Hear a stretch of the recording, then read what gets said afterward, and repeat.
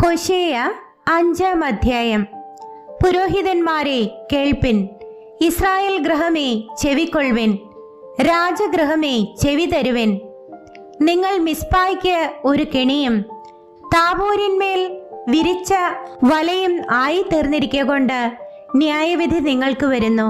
മത്സരികൾ വഷളത്വത്തിൽ ആണ്ടുപോയിരിക്കുന്നു. ഞാനോ അവർക്ക് ഏവർക്കും ഒരു ശാസകനാകുന്നു. ഞാൻ എഫ്രയീമിനെ അറിയുന്നു, ഇസ്രായേൽ എനിക്ക് മറഞ്ഞിരിക്കുന്നതുമില്ല. എഫ്രയീമേ, നീ ഇപ്പോൾ പരസംഗം ചെയ്തിരിക്കുന്നു. ഇസ്രായേൽ മലിനമായിരിക്കുന്നു. അവർ തങ്ങളുടെ ദൈവത്തിന്റെ അടുക്കലേക്ക് മടങ്ങി വരേണ്ടതിന് അവരുടെ പ്രവൃത്തികൾ സമ്മതിക്കുന്നില്ല. പരസംഗമോഹം അവരുടെ ഉള്ളിലുണ്ട്. അവർ യഹോവയെ അറിയുന്നതുമില്ല. ഇസ്രായേലിന്റെ അഹംഭാവം അവന്റെ മുഖത്ത് സാക്ഷീകരിക്കുന്നു. അതുകൊണ്ട് ഇസ്രായേലും എഫ്രയീമും തങ്ങളുടെ അകൃത്യത്താൽ ഇടറി വീഴും.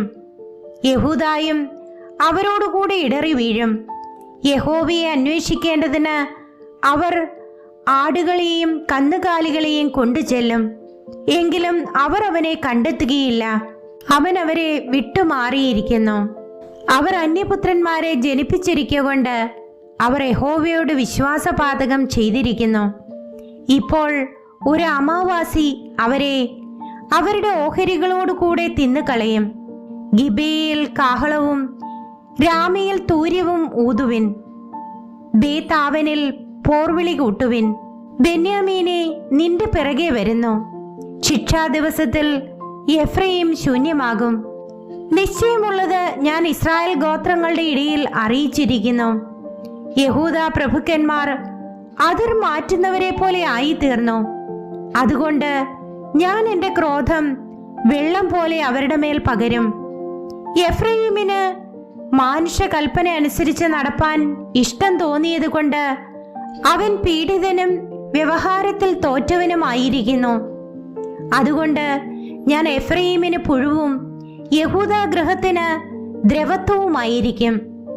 എഫ്രയീം തന്റെ വ്യാധിയും യഹൂദ തന്റെ മുറിവും കണ്ടപ്പോൾ എഫ്രയീം അശൂരിൽ ചെന്ന് യുദ്ധതൽപരനായ രാജാവിന്റെ അടുക്കൽ ആളയച്ചു. എങ്കിലും നിങ്ങളെ സൗഖ്യമാക്കുവാനും നിങ്ങളുടെ മുറിവ് പൊറുപ്പിപ്പാനും അവന് കഴിഞ്ഞില്ല. ഞാൻ എഫ്രയീമിന് ഒരു സിംഹം പോലെയും യഹൂദ ഗൃഹത്തിന് ഒരു ബാലസിംഹം പോലെയും ഇരിക്കും.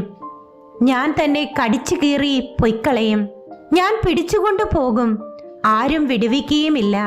അവർ കുറ്റം ഏറ്റുപറഞ്ഞ് എൻ്റെ മുഖം അന്വേഷിക്കുവോളം ഞാൻ മടങ്ങിപ്പോയി എൻ്റെ സ്ഥലത്തിരിക്കും. കഷ്ടതയിൽ അവർ എന്നെ ജാഗ്രതയോടെ അന്വേഷിക്കും.